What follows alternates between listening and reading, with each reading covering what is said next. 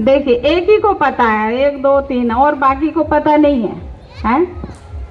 भक्ति में कहा भगवान 24 अवतार लेते हैं। हम ब्राह्मणों को पता है बाबा कल्प में एक बार आते हैं। जिसको पता है वो हाथ खड़ा कीजिए। हाँ, लगभग सबको पता है बाबा कल्प में एक बार संगम युग पर आते हैं। लेकिन 24 अवतार किसके लिए गाया हुआ है? वो हम बाबा के बच्चों के लिए गाया हुआ है। ठीक है, संगम युग पर आप कभी हनुमान बनते हो, कभी गणेश बनते हो, कभी राम बनते हो, कभी कृष्ण बनते हो, कभी क्या बनते हैं? महावीर बनते हैं, देवी बनते हैं। जैसी जैसी अवस्था, जैसे जैसे परिस्थिति आता हमारा जीवन में, तो वैसा स्थिति बना करके उस परिस्थिति पर विजय प्राप्त करते हैं, तो वो एक अवतार हो गया, हुआ ना।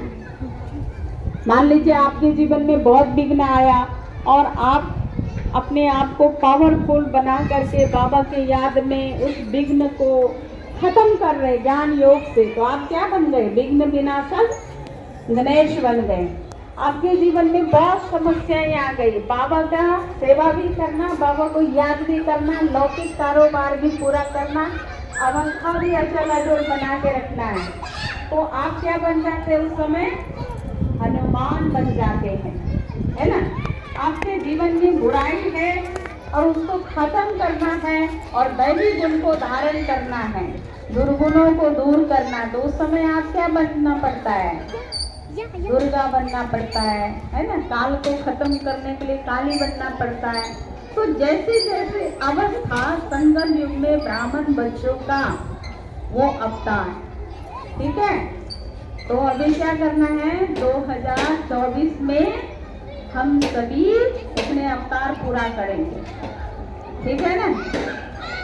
और अपने अंदर के सारे बुराई, सारे अवगुण, सारा रावण का खजाना रावण को दे देंगे, ठीक है। और जल्दी से मिल करके फिर इस भारत को क्या करेंगे? स्वर्ग बनाएंगे।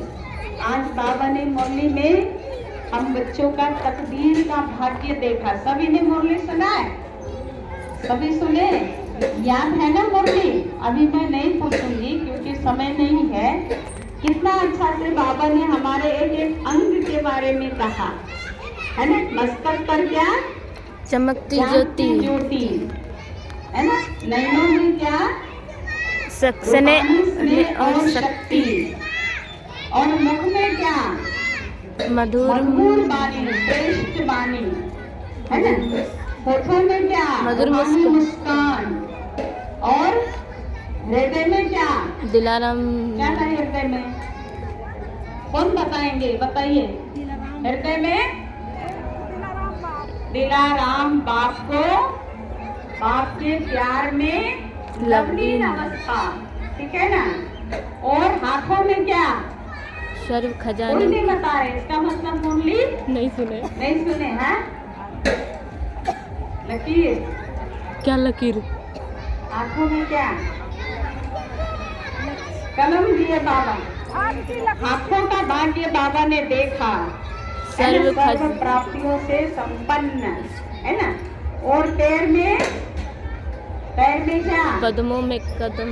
बाबा ने कहा एक कदम उठाया तो पद्मों की कमाई, और ऐसा भाग्य आप बच्चों का है। और क्या कहा बाबा?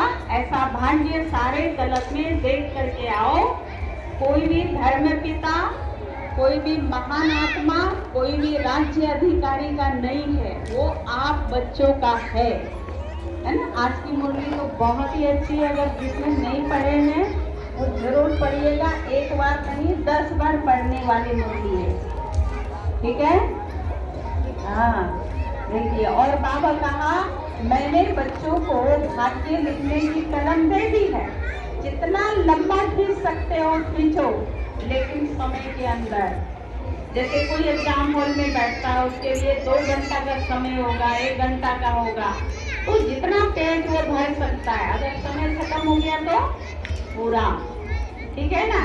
तो चलिए आप सभी को बहुत बहुत बधाई, ढेर सारा शुभकामना, आने वाले नए साल की बधाई भी है, शुभकामना भी है और नए साल में बड़े नए उमंग के साथ जोर शोर के साथ आगे बढ़ना है। बाबा को मेहनत अच्छा नहीं लगता है, इसलिए सदा बाबा जो संगम युग में हमें शक्ति दिया है, ज्ञान दिया है, जो भी प्रारब्ध है उस प्रारब्ध स्वरूप बन करके बच्चे रहे, यही बाबा की चाहना थी। ठीक है, तो आप सबको ढेर सारा शुभकामना। अभी हमारे बीच शकुंतला बहन है और शकुंतला बहन को भी बहुत बहुत शुभकामना है कि आपने हिम्मत करके